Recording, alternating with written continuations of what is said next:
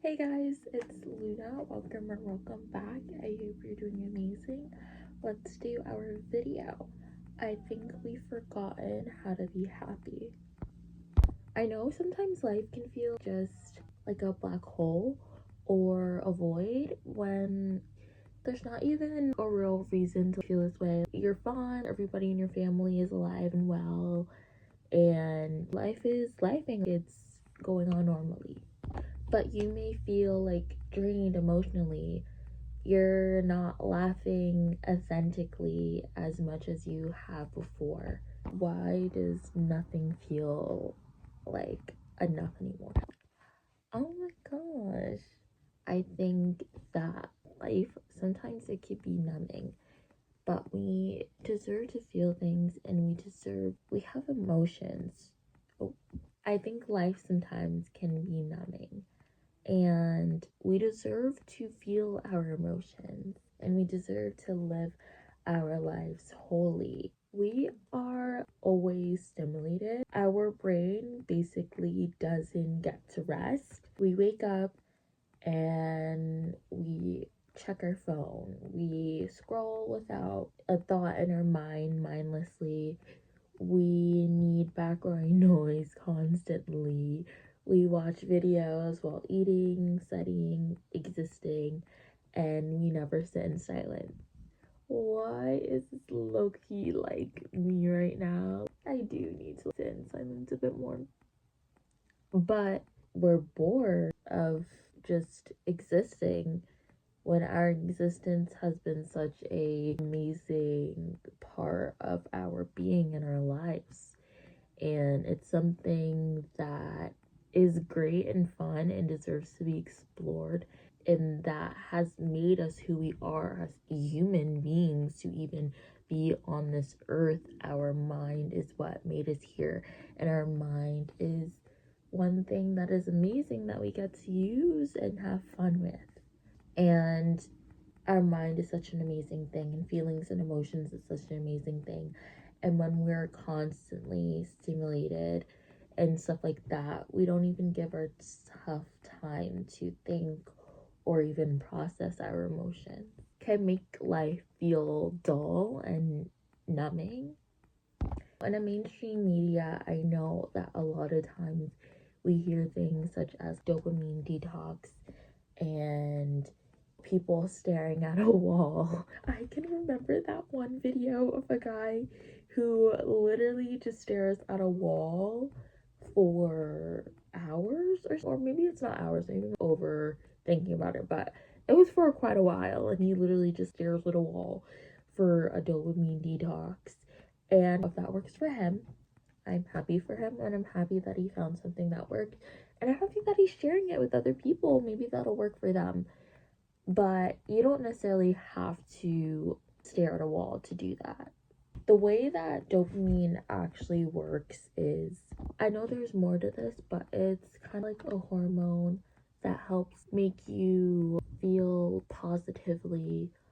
And there can be natural, and for dopamine there could be natural rewards like food, water, exercise, and there could be unnatural rewards like unhealthy foods and other bad stuff or not good stuff like that. So all in all, your brain doesn't seem the difference. This such powerful noggin inside your skull only recognizes so much, recognizes what feels good. But if you have constant stimulation, let's say you eat fast food every single day, then your brain might get tolerant of it, or it may release less of it to make you get even or crave more. So, a bigger hamburger. Overstimulation can happen. Too much social media can help with overstimulation.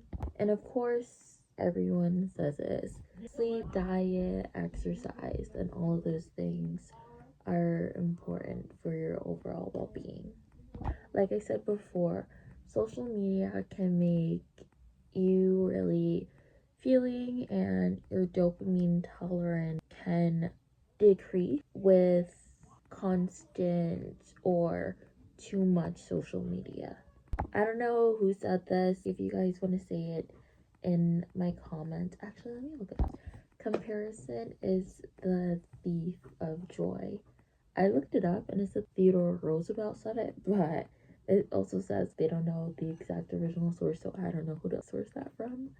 Also, other sources would be like Google. What we see from social media is not everybody's necessarily daily lives. So, of course, we see those in vlogs, but there may not be showing everything. But what we see is all of the good parts. You don't see many people showing how the bad parts, like them going through a breakup or them losing their house. I don't know, stuff like that. But they will show you the best parts, like a big wedding that they're going to, a big party, or hey, I got a promotion, or I got a house, I got a car. You'll see those announcements, but you won't see the other things that may have happened in their lives. And we may feel behind. Wow, everyone has a better life than me. But the truth of the matter is, even if everyone seems like they have a better life, you don't know what they've been through or what they're really going through. Not everyone's gonna say, hey, I got in a fight with a raccoon the other day and I almost got rabies. I had to go to the hospital and get 10,000 vaccines and it really hurt and it was horrible. No, unless they know they're gonna go along their day and you may see them strutting away in their high heels, 6-inch high heels, and beautiful dress and hair all done. Meanwhile, you don't know that happened to them and how terrible that is. Or maybe their dog died.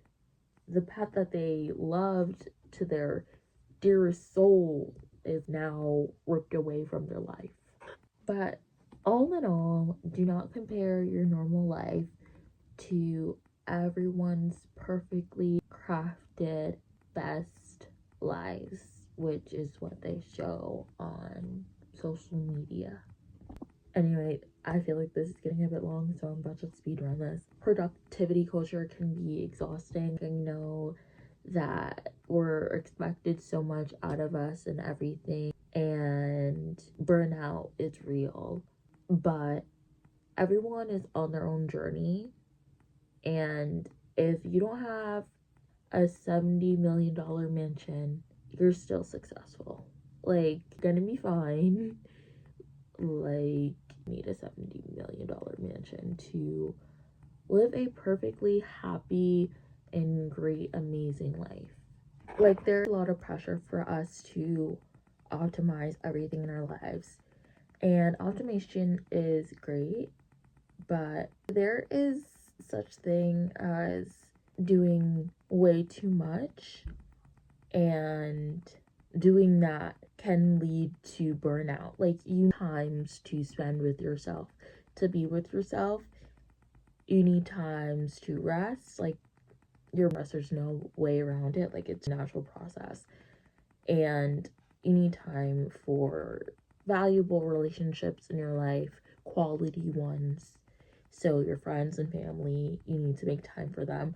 So all in all, those are going to take some chunks out of your life, and those are optimization. I think that we need to stop seeing optimization as like just for like work, eat, sleep, just do that. No, you should be working out, you should be eating, yes, eat healthy. You, of course, if you want to work a lot, I mean, do need a work-life balance, and rest is important. And we don't know how to be present anymore sometimes. So we could be physically here, but then we do like maladaptive. We're so focused on recording the moments instead of being present and living in them. and overthinking things, which I feel like I've gotten better, like the write in my diary. But it's important to enjoy the moments. And I mean, pictures and videos, you know, wrong. Like, you money on that trip, you best believe I'm gonna post Instagram. Yeah. But sure that you also, in your daily life, enjoy nature, enjoy quality relationships, music, line for your groceries instead of being on your phone and just like thinking about your day, thinking about your life is important. Thinking about a physiologically, I think I'm saying that wrong, way, but also in like because it's just like what different happening in our mind, like how me talking right now, like it's in my head, like I'm consciously like I about my words, but I'm not like to go through a whole entire dictionary to like make in every single word that is coming out my mouth right now, like it's to me naturally, which is so cool and comes to you naturally too. So happiness doesn't have to be like you in joy 24/7. It doesn't have to be like you roller coaster happy person, every single day. But it could be being relaxed, having some peace, and enjoying the time that you have with yourself or with other people.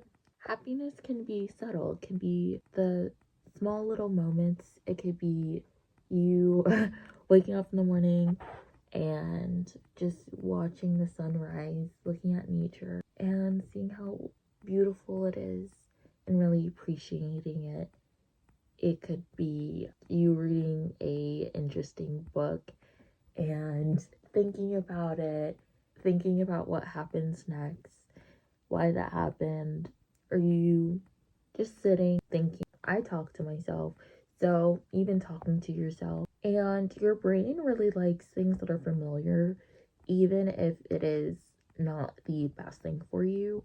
So you taking these slower moments and relaxing and meditating, all these things may feel like uncomfortable, and that's totally normal, like there's wrong with you. But you meditating, you taking care of yourself and all of that is super important, and will optimize your life and help you.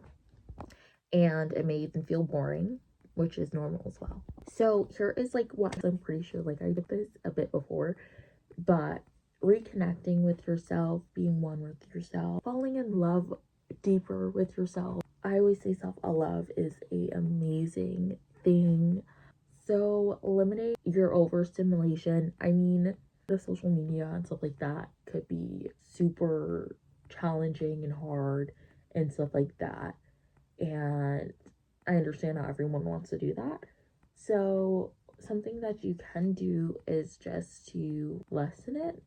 So that means giving yourself like to be on social media, and then giving yourself a specific time to do other things like clean your room.